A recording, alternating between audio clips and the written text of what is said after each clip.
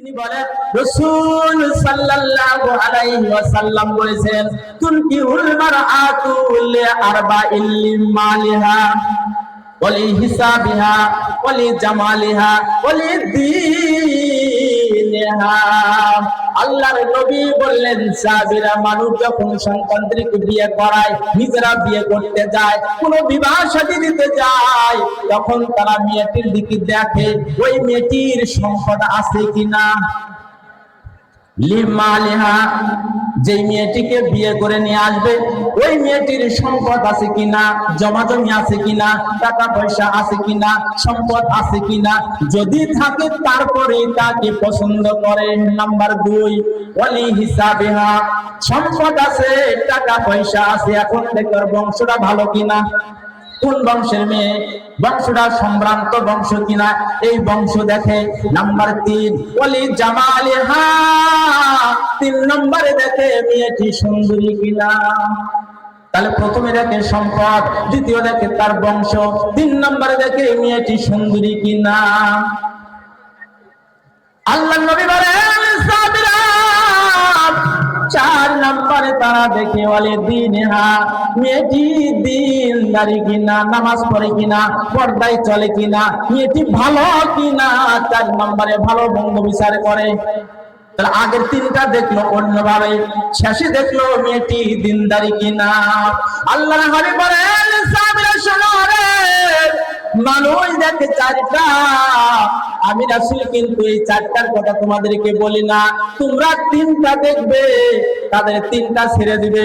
তোমরা যাই করো না কেন, তার মাল যদি না থাকে, সম্পদ যদি না থাকে না থাক, তার যদি বংশ ভালো না হয় না হোক, তার যদি সৌন্দর্য কম থাকে কম থাক, আল্লাহর হাবিব বলেন তোমরা যদি তার মধ্যে দিনদারিটা পেয়ে যাও, পরহেজগারিটা পেয়ে যাও, তার যদি তুমি নামাজি পর্দাশীলা পেয়ে যাও, তারই বাতিয়া দেখ। আল্লাহ নবী বলছেন যে তাহলে তোমরা ফাসফারবি জাতে দ্বীন, তোমরা দিনদারিটাই প্রাধান্য দিবে।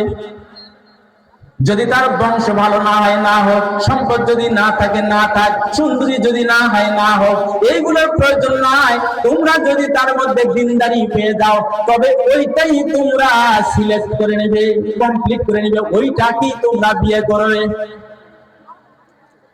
আর যদি 4 নম্বরটা তোমরা না দেখো রে, তার বাতিয়া দাগ, তাহলে তোমরা ধ্বংসের মধ্যে পড়ে যাবে।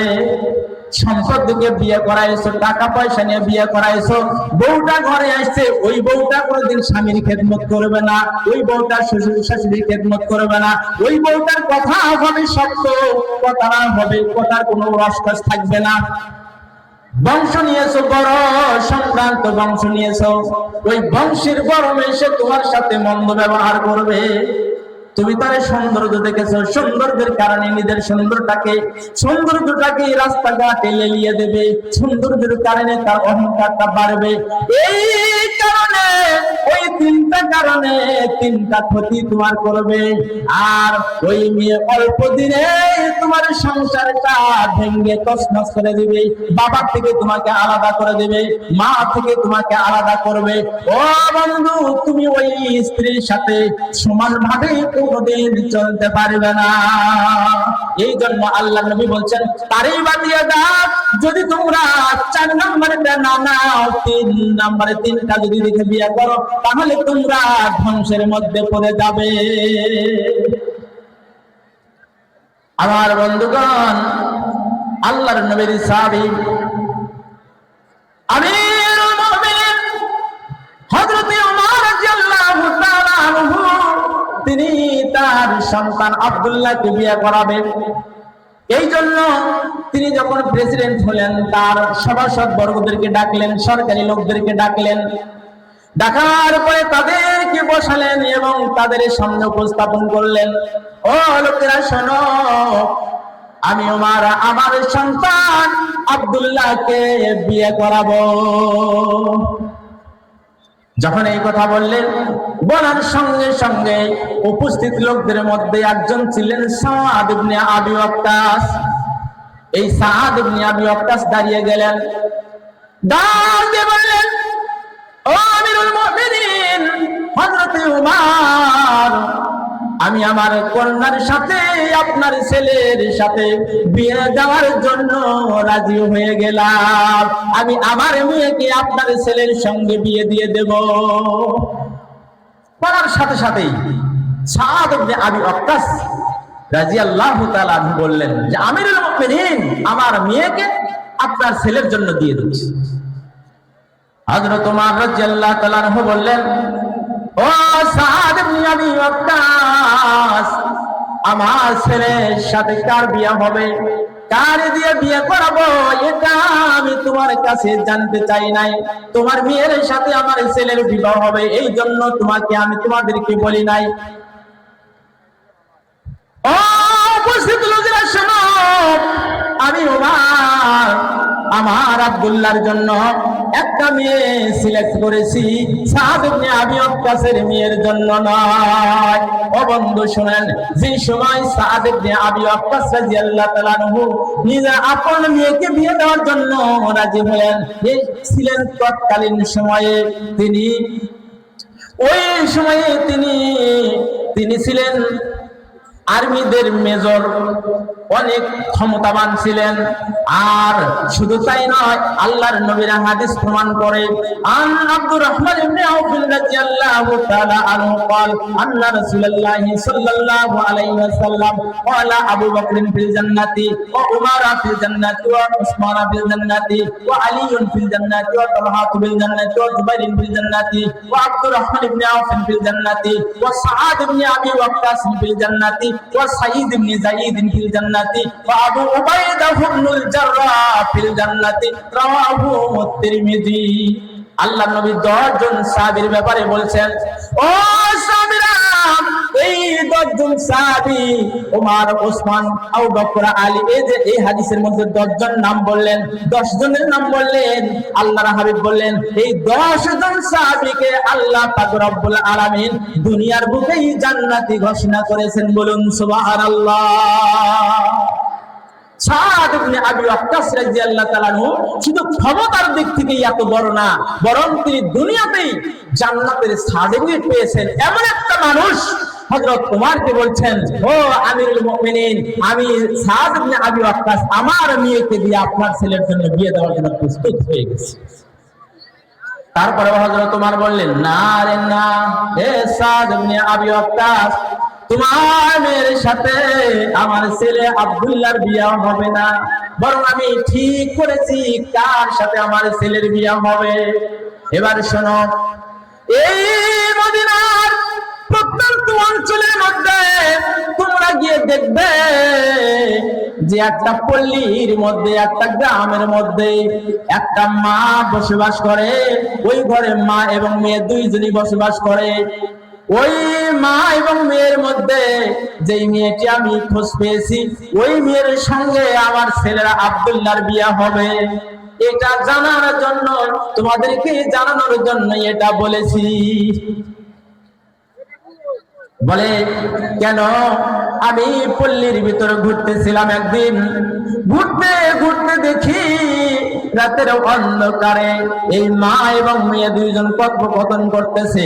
মা মেয়েকে ডেকে ডেকে বলতেছে, মা গো, দুধের মধ্যে কিছু পানি মিশায়া দাও। এই দুধের মধ্যে পানি মিশাইলে আগামীকাল এই দুধগুলো বিক্রি করে কিছু টাকা বেশি পাওয়া যাবে, এই জন্য দুধের মধ্যে পানি মিশায়া দাও।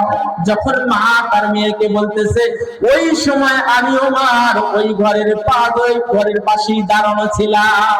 আমি থমকে দাঁড়িয়ে গেলাম, আমি দেখতে চাইলাম, দেখি এরপরের ঘটনা কি হয়। এরপরে ওই মেয়ে মাকে ডেকে ডেকে বলতেছে, মা গো, দুধের মধ্যে পানি মিশাবো, এটা তো আমিরুল মুমিনিন হযরত তোমার নিষেধ করেছেন, আমি কেন পানি দুধের মধ্যে মিশ করব?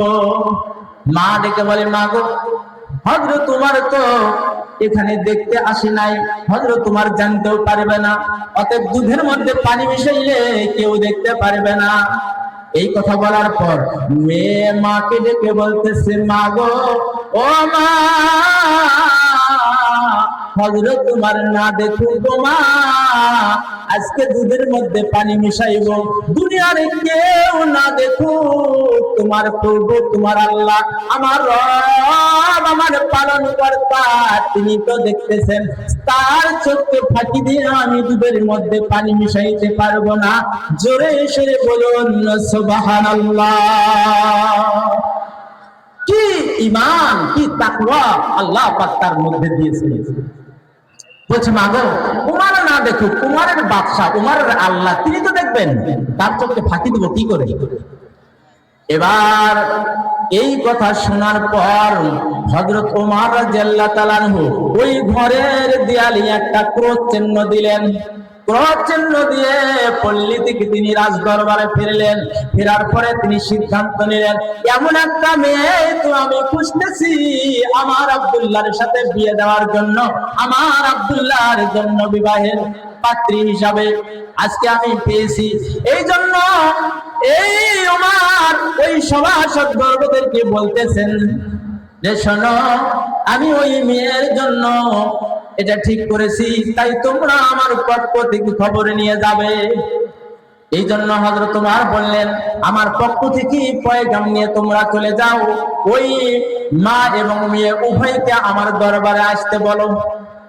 এই কথা বলার পর হযরত ওমর রাদিয়াল্লাহু তাআলা আনহু তাদের মধ্যে থেকে লোক পাঠিয়ে দিলেন আর বললেন, দেখো পল্লীর ভিতরে এমন একটা ঘর পাবে যেখানে পুরো চিহ্ন থাকবে, ওইটা আমার হাতের চিহ্ন, ওই ঘরের মধ্যে ওই মা এবং মেয়ে বসবাস করে, ওদের উভয়কে আমার দরবারে আসতে বলো। লোক চলে গেলেন, যাওয়ার পরে ঘরটা বের করলেন, বের করার পরে মা এবং মেয়ের সাথে সাক্ষাৎ করলেন।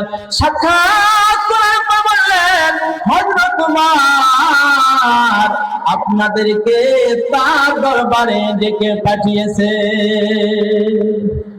এবার মা মনে মনে ভাবতেছে, গত রাত্রিতে আমার মেয়েকে দুধের মধ্যে পানি মিশাইতে বলেছিলাম, না জানি হযরত তোমার এটা জানতে পেরেছে।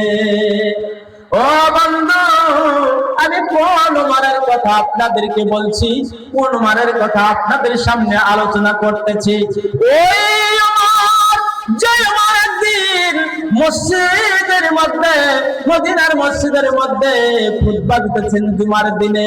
খুতবা দিতে দিতে খুতবার আলোচনার মধ্যে আলোচনা করতে করতে হঠাৎ করে ডাক দিয়ে বললেন, সরিয়া রে পাহাড় ছাড়িও না, ও সরিয়া পাহাড় ছাড়লে তুমি মুসিবতে পড়বে যোদ্ধাদেরকে নিয়ে, পাহাড় ছাড়লে তুমি পরাজিত হবে যোদ্ধাদেরকে নিয়ে, অতএব পাহাড় ছাড়িও না রে সরিয়া, পাহাড় ছাড়িও না। খুতবার মধ্যে এই কথা বললেন, হঠাৎ এই কথা তার উপস্থাপন। এবার খুতবা হয়ে গেল, জুমার নামাজ শেষ হয়ে গেল, উপস্থিত মুসল্লিরা প্রশ্ন করলেন এসে, ও আমিরুল মুমিনিন হযরত ওমর, আপনি আজকে খুতবার মধ্যে বললেন, হঠাৎ করে ডাক দিয়ে বললেন, সরিয়া রে পাহাড় ছাড়িও না। ও আমিরুল মুমিনিন, আপনি কোন শরিয়াকে বললেন, কেন বললেন? এই কথাটার পেছনে হিকমত কি, কারণ কি জানতে চাই। হযরত ওমর বলেন, ও উপস্থিত জনগণ, ও উপস্থিত লোকেরা, আমার এই মদিনা থেকে 600 মাইল দূরে, 600 মাইল দূরে, কত মাইল? 600 মাইল দূরে হযরত শরিয়ার নেতৃত্বে যুদ্ধ চলতেছে। আমি হঠাৎ দেখতে পেলাম তিনি পাহাড় থেকে যোদ্ধাদেরকে নিয়ে, মুসলমান যোদ্ধাদেরকে নিয়ে পাহাড় ছেড়ে নিচের দিকে আসতেছে। আমি ভাবলাম যদি এই পাহাড়টা ছেড়ে দেয়, কাফিররা পাহাড়টা দখল করবে, উপর থেকে তারা হামলা করবে, মুসলমানরা পাখির মতো মরবে, পরাজিত হবে। এই জন্য আমি ওমর নিষেধ করে দিলাম, সরিয়া রে পাহাড় ছাড়িও না। এখন উপস্থিত লোকদের মনের মধ্যে খটকা লাগলো, এই মদিনা থেকে 600 মাইল দূরে শরিয়ার নেতৃত্বে যুদ্ধ চলে, এইটা ওমর জানলো কি করে, দেখলো কি করে, কি করে এটা সম্ভব হয়? ঠিক আছে, যাক এই ব্যাপারটি আমরা পরে ঠিক করে নেব। এবার মদিনা কি শেষ করব? এবার মদিনা থেকে ওই শরিয়া যখন ফিরে আসবে মদিনায়, তখন তাকে জিজ্ঞেস করব, যা জিজ্ঞেস করার তাই আমরা করব। এর কিছু জবাব পর হযরত শরিয়া মুসলমানদেরকে নিয়ে বিজয়ী পতাকা হাতে নিয়ে মদিনায় প্রবেশ করলেন।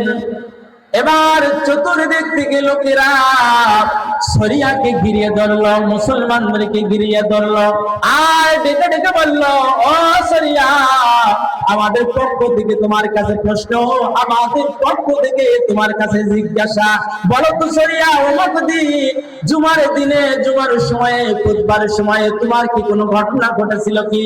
তুমি কি কোনো ঘটনা দেখেছো?